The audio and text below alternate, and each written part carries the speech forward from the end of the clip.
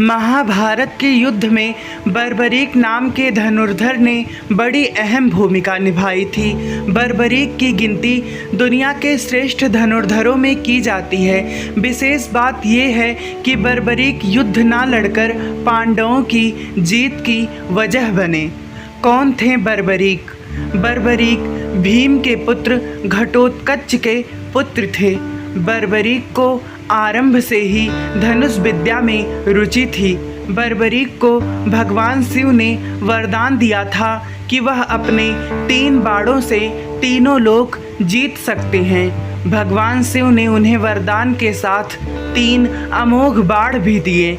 जब महाभारत का युद्ध आरंभ हुआ तो भगवान कृष्ण इस बात को जानते थे। भगवान श्री कृष्ण को जब हुई चिंता महाभारत के युद्ध को लेकर, भगवान श्री कृष्ण को यह भय सताने लगा कि अगर बर्बरीक युद्ध में शामिल हुए और कौरवों की तरफ से यदि युद्ध किया तो पांडवों की हार सुनिश्चित है। बर्बरीक को हारे का सहारा कहा जाता है। भगवान को चिंता थी बर्बरीक हारने वाले सेना का साथ देंगे और कौरवों की इस युद्ध में हार हो रही थी। इसलिए भगवान श्री कृष्ण ने बर्बरीक को युद्ध से दूर रखने की युक्ति निकाली। अर्जुन के साथ बर्बरीक से मिले भगवान श्री कृष्ण। भेष बदलकर भगवान श्री कृष्ण अर्जुन के साथ बर्बरीक से मिलने पहुँचे। बर्बरीक युद्ध के लिए निकलने ही वाले थे। बर्बरीक के तरकस में 3 ही तीर देख करके ब्राह्मण का भेष धरे कृष्ण जी ने उनका मजाक उड़ाते हुए कहा कि मैं तुम्हें चुनौती देता हूँ, अगर श्रेष्ठ धनुर्धर हो तो सामने खड़े पीपल के पेड़ के सारे पत्ते एक ही तीर में गिराकर दिखाओ। बर्बरीक भगवान की बातों में आ गए और तीर चला दिया, जिससे कुछ क्षणों में सभी पत्ते गिराकर तीर श्री कृष्ण के पैरों के पास चक्कर लगाने लगा। बर्बरीक समझ गए श्री कृष्ण जी की बात। इस पूरे घटनाक्रम में बर्बरीक की तीरंदाजी का पता करने के लिए श्री कृष्ण ने चुपके से एक पत्ता अपने एक पैर के नीचे दबा लिया था। बर्बरीक को ये बात समझ आ गई। उसने मुस्कुराते हुए श्री कृष्ण जी से अनुरोध किया कि वे अपना पैर पत्ते पर से हटा लें ताकि तीर अपना काम पूरा कर सके। माँ को दिया था वचन।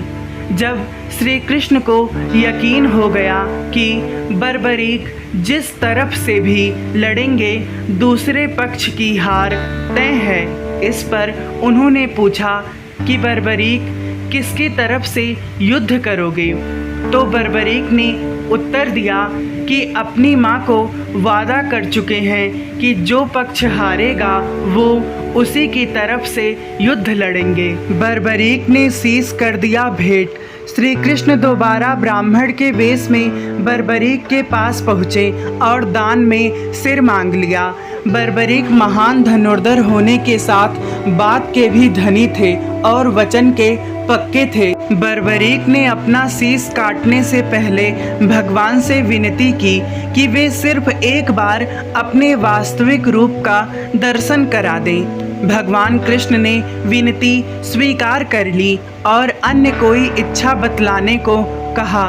तब बर्बरीक बोले कि वो कटे सिर के साथ ही पूरा युद्ध देखने की इच्छा रखते हैं।